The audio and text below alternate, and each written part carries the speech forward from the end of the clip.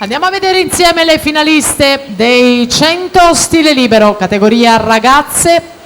Le finaliste, le migliori 8. Eccolo qua sul maxi schermo, grazie alla Sightland, Giulia Ghidini, miglior tempo 59,69, con lei in finale Vittoria Grotto, Giorgia Perrotta, Emma Aver, Viola Magoga, Arianna Rampon, Silvia Moretto, Verdiana Bianco e Verdiana Bianco con l'ottavo tempo utile 1:01:40 era per l'accesso alla finale. Tanto in arrivo quarta corsia Pierpaolo Veller, 57,38 per lui che si aggiudica la batteria, i colori del Plentin Veneto.